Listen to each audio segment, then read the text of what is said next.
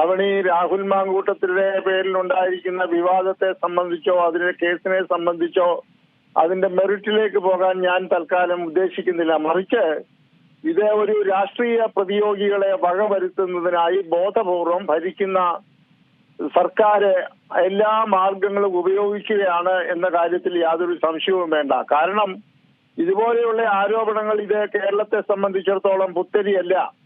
ഭരണപക്ഷത്തുള്ളവരും പ്രതിപക്ഷത്തുള്ളവരും ഒക്കെ ഇതുപോലെയുള്ള ആരോപണങ്ങൾക്ക് വഴിപ്പെട്ടിട്ടുള്ളത് ആവണി ഉൾപ്പെടുന്ന മാധ്യമങ്ങൾ ഉൾപ്പെടെ പലപ്പോഴും നമ്മൾ റിപ്പോർട്ട് ചെയ്തിട്ടുള്ളതാണ് എന്ന യാഥാർത്ഥ്യം പൊതുസമൂഹത്തിന് എല്ലാവർക്കും അറിയാം. എന്നാൽ ഇപ്പോൾ ഈ വിഷയത്തെ, രാഹുൽ മാങ്കൂട്ടലിന്റെ വിഷയത്തെ രാഷ്ട്രീയ പ്രതിയോഗികളെ ഏത് മാർഗം ഉപയോഗിച്ചും, പ്രത്യേകിച്ച് കയ്യിലുള്ള അധികാരം ഉപയോഗിച്ചുകൊണ്ട് ഏതെല്ലാം തരത്തിൽ ഇല്ലായ്മ ചെയ്യാം, അതുപോലെ തന്നെ അവരുടെ വായടപ്പിക്കാൻ എങ്ങനെ സാധിക്കും, മാത്രവുമല്ല ഇപ്പോഴത്തെ ഭരണ സംവിധാനം കിടന്ന് വിഷമിക്കുന്നതായ ഏടാകൂടത്തിൽ നിന്ന് ജനശ്രദ്ധ എങ്ങനെ മാറ്റിമറിക്കാം എന്നതിന്റെ ഒക്കെയുള്ള ഒരാകത്തുകയാണ് ഇപ്പോൾ കണ്ടിരിക്കുന്നത്. അതിന്റെ ഏറ്റവും ഒടുവിലത്തെ ഉദാഹരണമാണ് ആവണി ഇന്നലെ ബഹുമാനപ്പെട്ട മുഖ്യമന്ത്രി നടത്തിയ വാർത്താ സമ്മേളനത്തിലെ ചില പരാമർശങ്ങൾ.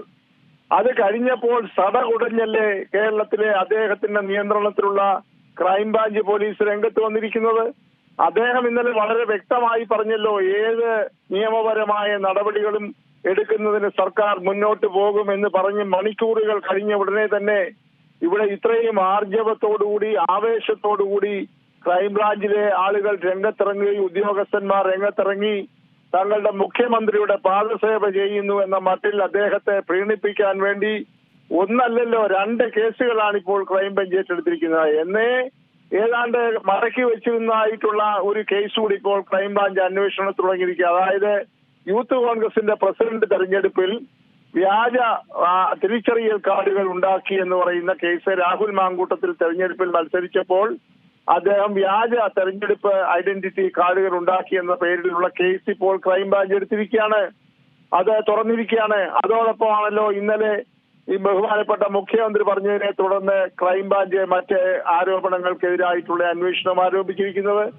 അതിനകത്തുള്ള ഏറ്റവും വലിയ വൈചിത്ര്യം എന്ന് പറയുന്നത് ഇപ്പോൾ രാഹുൽ മാങ്കൂട്ടത്തിനെതിരായി ഉന്നയിച്ച ആരോപണങ്ങൾ അല്ലെങ്കിൽ ഉന്നയിച്ചിട്ടുള്ള ആളുകൾ ആരും തന്നെ നാളിതുവരെ ഒരു പരാതി കൊടുത്തിട്ടില്ല.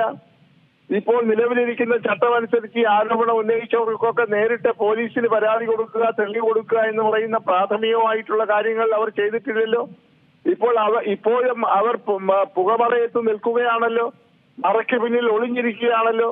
അവർ മാധ്യമങ്ങളോട് പോയി അവരുടെ അനുഭവങ്ങളോ അല്ലെങ്കിൽ അവർക്കുണ്ടായ സംഭവങ്ങളൊക്കെ പറഞ്ഞു എന്നതൊഴിച്ചാൽ നിയമപരമായിട്ടുള്ള ഒരു മാർഗവും അവർ നാളിതുവരെ സ്വീകരിച്ചിട്ടില്ല എന്ന ഒരു വൈരുദ്ധ്യം കൂടെ നമ്മൾ കാണാതെ പോകരുത്. അപ്പോൾ അവർ കാണിക്കാത്തതായിട്ടുള്ള ഈ പറയുന്ന താല്പര്യമില്ലായ്മയോ എല്ലാം മുതലെടുത്തുകൊണ്ട് ഇപ്പോൾ സർക്കാർ സുമോട്ടുമായിട്ട് കേസെടുത്തിരിക്കുകയാണ്. അപ്പോൾ സർക്കാരിന്റെ ലക്ഷ്യം എത്ര ഹീനമായ ലക്ഷ്യമാണ് എന്നുള്ളത് പ്രകടമല്ലേ?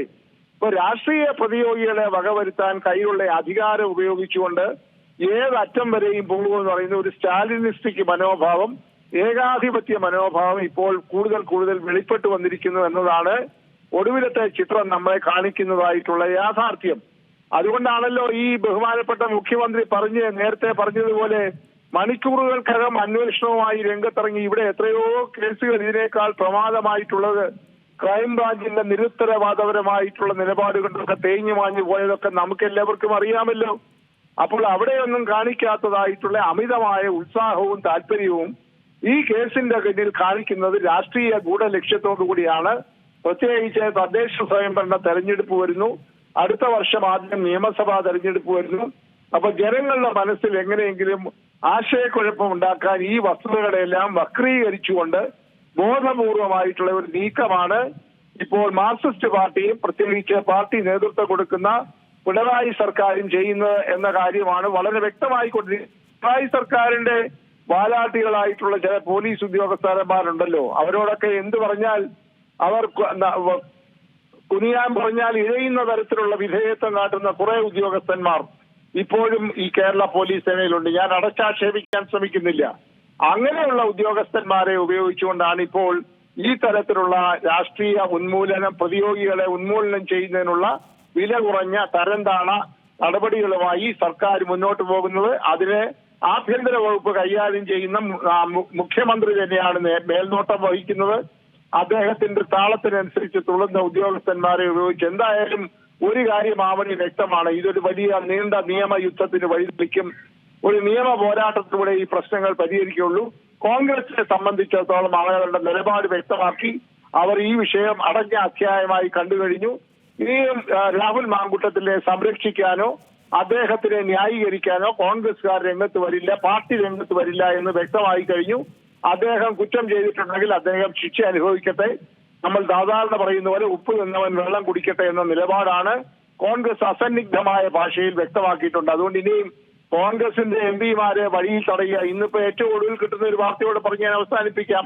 ഇന്നലെ ക്ലിഫ് ഹൗസിലേക്ക് യൂത്ത് കോൺഗ്രസ് നടത്തിയ മാർച്ചിൽ പങ്കെടുത്ത ആളുകൾക്കെതിരായി വധശ്രമത്തിന് കേസെടുത്തിരിക്കുകയാണ്. അവിടെ വധശ്രമത്തിന് കേസെടുത്തതായിട്ടാണ് ഇപ്പോൾ കിട്ടുന്ന റിപ്പോർട്ട്. ഇപ്പോൾ പോലീസിനെ ഉപയോഗിച്ചുകൊണ്ട് ഏതറ്റം വരെ മുഖ്യമന്ത്രി എതിരാളികളെ വകവരുത്താൻ ശ്രമിക്കുന്നു എന്നതിന്റെ ഏറ്റവും ഒടുവിലത്തെ ഉദാഹരണം കൂടിയാണിത്. അതുകൊണ്ട് ഇന്നലെ യഥാർത്ഥത്തിൽ ഈ പോലീസ് സേനയെ വക്രീകരിച്ച് ഉപയോഗിക്കാനായി ബോധപൂർവം മുഖ്യമന്ത്രി നേതൃത്വം കൊടുക്കുന്നു എന്ന് പറയുന്ന ദയനീയമായിട്ടുള്ള ഒരു കാഴ്ചയ്ക്കാണ് നമ്മളെല്ലാവരും ഇപ്പോൾ സാക്ഷ്യം വഹിച്ചുകൊണ്ടിരിക്കുന്നത്. ഏറ്റവും പുതിയ വാർത്തകളും വിശേഷങ്ങളും വിരൽത്തുമ്പിലറിയാൻ സീ മലയാളം ന്യൂസ് എല്ലാ ഡിജിറ്റൽ പ്ലാറ്റ്ഫോമുകളിലും ലഭ്യം.